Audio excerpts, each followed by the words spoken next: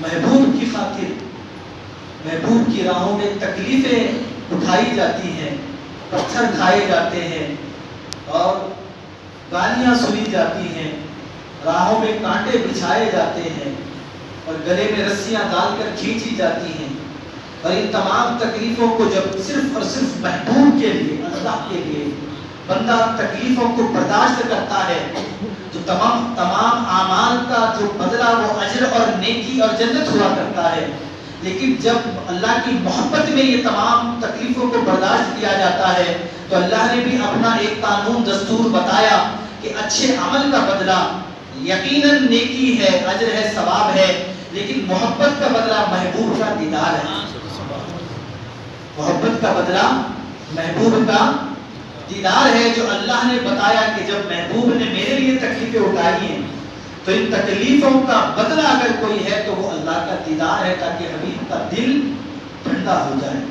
عزیزان محترم، قرآن کریم میں اللہ تبارک و تعالی نے جو آیت ابتدائی سورہ بنی اسرائیل میں بیان فرمائی، وہ آیت اکثر و بیشتر آپ سماعت کرتے ہیں، سبحان الذی اسریٰ بعبدہ، پاک ہے وہ ذات جو لے گئی اپنے بندے کو راتوں رات، اور رات کے ایک لیلاً قلیل ترین حصے میں، من المسجد الحرام، مسجد حرام سے، مکہ مکرمہ سے، الی المسجد الاقصی، مسجد اقصی تک، الذی بارکنا حولہ، اس مسجد اقصی فلسطین، مسجد اقصی، اس مسجد اقصی تک جس کے اطراف میں ہم نے برکتیں عطا فرمائی ہیں۔ الذی بارکنا حولہ، حول کے معنی ہے اطراف، لنریہ من آیاتنا، تاکہ اللہ اپنے اس بندہ خاص کو، اس محبوب کو اپنی نشانیاں دکھائے۔ انہ هو السمیع البصیر، بے شک وہی سننے والا اور دیکھنے والا ہے۔ اب یہ مسجد حرام سے مسجد اقصی تک جو اسراء ہوئی ہے، رات کے وقت میں جو سیر کی گئی ہے، جو مسجد حرام سے مسجد اقصی حضور کو لے جایا گیا ہے، یہ اس کا تذکرہ اللہ تبارک و تعالی نے بیان کیا۔ ہم نے اکثر سنا کہ اللہ تبارک و تعالی مدعی ہے کہ میں اپنے بندے کو لے گیا، میں اپنے بندے کو لے گیا، تو یہاں پر جو دعویٰ ہے کہ حضور شب اسراء، شب معراج کو مسجد حرام سے مسجد اقصی، پھر وہاں تمام انبیاء علیہم السلام کی امامت فرمانے کے بعد پھر آسمانوں کی سیر اور پھر جنت و دوزخ کی سیر جو حضور کو دکھایا گیا، اور پھر اوپر سدرۃ المنتہا، پھر اللہ کی بارگاہ میں لامقام، پھر رب کا دیدار، یہ جو رب کا دیدار ہوا، پھر واپس آئے، پھر یہ نمازوں، یہ جو ساری چیزیں ہیں، پھر حضور کا اسی آنے واحد میں واپس آنا، ایسے آنا کہ یہ ساری چیزوں کا دیدار کرنے کے بعد حضور فرماتے جب واپس آیا، جا رہا تھا تو دروازے کی جو کڑی ہے ہل رہی تھی، جب واپس آیا اس وقت بھی ہل رہی تھی۔ گویا کہ اس دنیا کو روک دیا گیا وہیں جب حضور یہاں سے سیر کے لیے نکلے، تو گویا اللہ نے حضور کو جان عالم بنایا، یعنی حضور چلے گئے تو اس عالم کی جان چلی گئی اور یہ عالم وہیں رک گیا۔ حضور جو ہی سیر کر کے دیدار خداوندی سے سرفراز ہو کر واپس آئے تو پھر اس دنیا میں دوبارہ جان آئی، کڑی دوبارہ ہلے لگی۔ اللہ اکبر۔ عزیزان محترم، بڑے پیارے پیارے نکات ہیں، اتنے پیارے نکات ہیں، میں کیا عرض کروں آپ کے سامنے، اتنے پیارے نکات۔ میں ابھی عرض کر رہا تھا، میں بھی عیدگاہ میں، وہاں باغ اسکول عیدگاہ میں جو شب کا اہتمام ہوتا ہے وہی بیان کر کے بھی واپس یہاں پہنچا ہوں۔ ایک بات بڑی پیاری میرے ذہن میں آئی کہ حضور پاک صلی اللہ علیہ وسلم کی شان اور فضیلت میں اور دیگر انبیاء علیہ السلام کی شان و فضیلت میں اللہ تبارک و تعالی نے نمایاں طور پر کیسے بتایا کہ حبیب کی شان و عظمت کو اللہ نے کتنا بلند و بالا بنایا ہے، کتنا رفعت و بالا بنایا ہے۔ عزیزان محترم، ہم اکثر و بیشتر سنتے ہیں، اکثر و بیشتر اس بات کو ہم سمجھتے بھی ہیں، ہمیں بتایا بھی جاتا ہے کہ یہ جو دیدار کا مرحلہ ہوا ہے، صحیح بخاری کی، صحیح مسلم کی، جامع ترمذی کی، دیگر معتبر کتابوں میں جو روایتیں آتی ہیں، وہ روایتیں کیا کہتی ہیں کہ حضور پاک صلی اللہ علیہ وسلم رات میں آرام فرمائے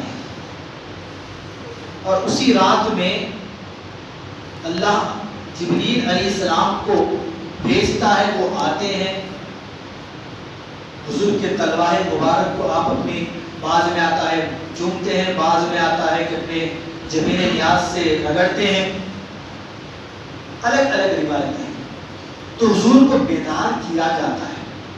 اب دیکھیں جو معراج مسجد اقصیٰ سے پھر وہ آسمانوں کی سیر، پھر لامکان، یہ تو جو مرحلہ ہے کہ صحیح بخاری صحیح مسلم میں آیا ہے، لیکن کم سے کم وہ جو مسجد حرام سے مسجد اقصیٰ یہ جو سفر حضور کو کرایا گیا، یہ تو عین قرآن کا حصہ ہے کہ حضور اپنے جسم اطہر کے ساتھ تشریف لے گئے۔ اب اس سے ایک نقطہ یہ نکل کر آتا ہے کہ آپ کو کہیں اگر جانا ہے، کہیں ملنا ہے کسی کو، ضروری بات ہے، آپ اپنے اس دوست کو پہلے فون کر کے اطلاع کرتے ہیں کہ بھائی بڑا ضروری کام ہے، فلاں وقت پہ ہمیں جانا ہے، آپ تیار رہیے گا، یا تو میں آؤں گا لینے کے لیے یا پھر آپ پہنچ جانا۔ یہی دستور و طریقہ ہے، یہی پروٹوکول ہے۔ اب آپ ذرا اندازہ تو کیجیے کہ اللہ اپنے حبیب کو جبریل امین کے ساتھ براق پر سوار کر کے رات کے قلیل ترین حصے میں جس میں اطہر کے ساتھ مسجد حرام سے مسجد اقصیٰ، پھر آسمانوں کی سیر، پھر اپنا دیدار۔ خدا کی قسم ساری کائنات میں سب سے بڑی کوئی نعمت ہے تو وہ رب ذوالجلال کا دیدار ہے۔ جنت سب سے بڑی نعمت نہیں ہے، جنت سب سے بڑی نعمت نہیں ہے، کیونکہ بندہ، آپ دیکھیں یہ ایک فکر ہے، ایک نظریہ ہے۔ ہم جنت کے لیے عبادت نہیں کرتے، جنت ہمیں پسند ہے کیونکہ وہ جنت میں تو ہمیں حضور سے ملاقات ہوگی، جنت میں ہی تو پھر رب کا دیدار ہوگا، تو جنت ہمیں پیاری ہے، لیکن ہمارا منشا اور مقصد جنت نہیں، ہمارا منشا مقصد اللہ ہے۔ ہماری زندگی کا مقصد کیا ہے؟ اللہ تبارک و تعالی اور اس کی رضا، ہم سے اللہ راضی ہو جائے، یہ ہمارے عمل کا مقصد ہے۔ ہم نمازیں پڑھتے ہیں، ہم عبادتیں کرتے ہیں، اور عبادتوں کا مقصد کیا ہے کہ بھئی مجھے فلاں جنت کی یہ نہر مل جائے، وہ محلات مل جائے، نہ، سجدہ اس کے سامنے اس لیے کرتے ہیں کہ یہ سجدہ، یہ جبین اسے پسند آ جائے، سر اس لیے جھکاتے ہیں کہ یہ عبادت جو کر رہے ہیں، سر بھی جھک رہا ہے، دل بھی جھک رہا ہے، تو یہ جو عبادت ہے بس اسے پسند آ جائے، وہ خوش ہو جائے، وہ راضی ہو جائے کہ میرے بندے میں تجھ سے راضی ہو گیا، بس یہ سب سے بڑی ہے۔ اور جب بندے سے اللہ راضی ہو جائے اور پھر اپنا دیدار عطا فرمائے، سمجھیے وہ آپ کی معراج ہوگی۔ تو بندے کی زندگی کا مقصد اللہ اور اس کی رضا ہے۔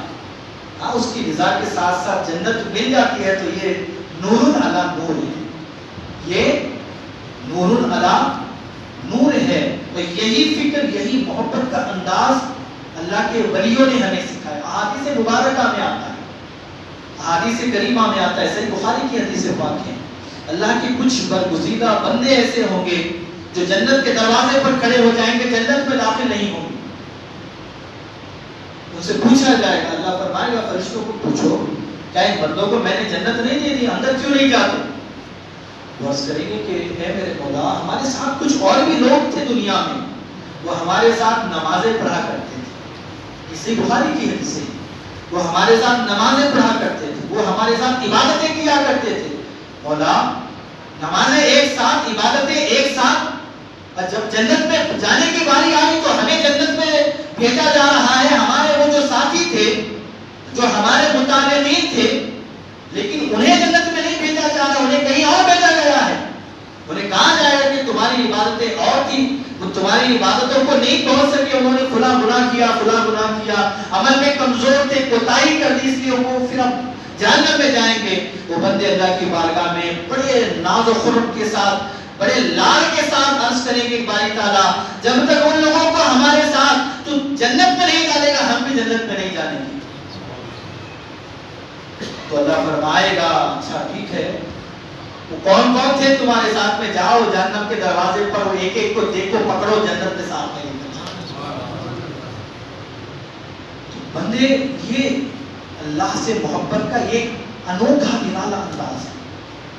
جو بندہ دنیا میں عبادت اس طرح تڑپ اور مچل کر کرتا ہے کہ اللہ راضی ہو جائے، اس کے ناز ہی نرالے ہوتے ہیں اور اللہ وہ ناز اٹھاتا بھی ہے. بہرحال اللہ تبارک و تعالیٰ نے جب اپنے حبیب کو مسجد حرام سے مسجد اقصی پھر آسمانوں کی سیر، اپنا دیدار، جب اتنا بڑا سفر طے کرنا ہے تو حبیب کو جبریل کے ذریعے سے کسی ذریعے سے حبیب کو مطلع فرما دیتا، بیان کر دیتا ہے حبیب تیاری میں رہیے گا، جبرائیل آئیں گے، آپ کو لے جائیں گے ساتھ میں، یہ سارا معاملہ طے کرنا ہے، آپ ذرا تیاری میں رہیں گے. یہ پروٹوکول تھا نا. لیکن کیا بات ہے، وہ حضور مکرم صلی اللہ علیہ وسلم راتوں میں ایسا قیام کرتے، ایسی عبادتیں کرتے، راتوں رات جاگتے رہتے، دعا کرتے اپنی امت کے لیے، رب کی عبادت میں لگے رہتے. سیدتنا عائشہ صدیقہ رضی اللہ تعالی عنہ عرض کرتی یا رسول اللہ آپ اتنی تکلیف کیوں اٹھاتے ہیں؟ تو حضور پاک صلی اللہ علیہ وسلم فرماتے افلا اکون عبدا شکورا، کہ اے عائشہ جو اللہ نے مجھ پر کرم فرمایا، میری امت پر کرم فرمایا، کیا میں اللہ کا شکر گزار بندہ نہ بنوں؟ حتیٰ کہ قرآن کریم میں اللہ کو فرمانا پڑتا یا ایھا المزمل قم اللیل الا قلیلا، اے حبیب، اے مزمل، قم اللیل الا قلیلا، راتوں میں تھوڑا کم قیام کیجیے، راتوں میں تھوڑا کم قیام کیجیے، اتنا زیادہ بھی آپ راتوں میں ٹھہرا نہ کیجیے عبادتوں میں، نمازوں میں، کہ آپ ما انزلنا علیک القرآن لتشقی، جو راتوں بھر رات بھر آپ عبادتوں میں کھڑے رہتے ہیں، قرآن کی تلاوت کرتے رہتے ہیں. اے حبیب یہ قرآن آپ پر اس لیے تو نہیں اترا کہ آپ مشقت پہ پڑ جائیں، اللہ کو تسلی دینی پڑتی ہے. اے حبیب تھوڑا راتوں میں جاگا کرو، تھوڑا آرام بھی کر لیا کرو. وہ حبیب جو راتوں میں جاگتا، عبادتوں میں پوری راتیں گزار دیتا، وہ حبیب ہر رات تو جاگا کرتا، لیکن جس رات لے جایا جانا ہے اسی رات حضور ایسے سوئے کہ جبریل کو ایک سے زائد مرتبہ اٹھانا پڑ رہا ہے. اس کے پیچھے کوئی حکمت نہیں ہوگی، اس کے پیچھے کوئی پیغام نہیں ہوگا. امر اللہ قدرا مقدورا، اللہ کا ہر فیصلہ طے شدہ ہوتا ہے. ایکسیڈنٹلی یعنی فوراً حادثتاً کوئی چیز نہیں ہوا کرتی اللہ کی، تمام اس کے فیصلے لوح محفوظ میں محفوظ ہیں. اس نے جو طے کیا ہے ویسے ہی ہوتا ہے. اللہ کو لے جانا تھا، یہ اللہ کو بھی تو پتا تھا، لیکن حبیب کو ہر رات حبیب جاگتے، اس رات بڑے آرام سے سوئے، ایسے سوئے کہ بارہا اٹھانا پڑا. کیا مقصد تھا اس کا؟ اسی پر میں تو آپ کی تمہید مانگ کر ہر ایک نقطے کی طرف نہیں لے جاؤں گا، بس بنیادی بات ہے اس کی تو آج کے ہمارے اس پیغام کی طرف آپ کو لے جائیں. کیا بتانا مقصود تھا؟ حبیب آرام کر رہے ہیں. حبیب تو بتایا نہیں گیا ہے، کیونکہ اگر اللہ کے دیدار کے بارے میں بتایا جاتا تو حضور آرام کرتے. اللہ آپ سے ملاقات کرنا چاہتا ہے آج کی رات، اور حضور آرام کر رہے ہیں. بہرحال مقصد کیا تھا؟ مقصد یہ سمجھانا تھا کہ جو محبوب ہوتا ہے، جو حبیب ہوتا ہے، اس کی شان سب سے جدا ہوا کرتی ہے. موسیٰ علیہ السلام بھی اللہ کے برگزیدہ بندے، نبی اور رسول، اتنے برگزیدہ، اتنے محبوب ترین بندے، اتنے محبوب ترین رسول. آپ نے سنا ہوگا کہ جب اللہ کے بندوں کے محبوب بندوں کے ہاتھ اٹھتے ہیں تو ہاتھ خالی نہیں جاتے. دعائیں جب اٹھتی ہیں ہوتی ہیں تو ہاتھ خالی نہیں جاتے.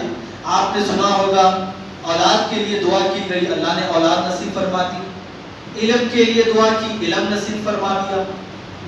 دنیا کی خیر بلائی کے لیے انہوں نے دعائیں کی، دنیا کی خیر بلائی انہیں عطا کر دی گئی. آخرت کی خیر و بلائی کے لیے دعائیں مانگی گئی، عطا کر دی گئی. کبھی آپ نے سنا کہ کسی اللہ کے رسول نے کسی اور کے لیے کہا کہ یا اللہ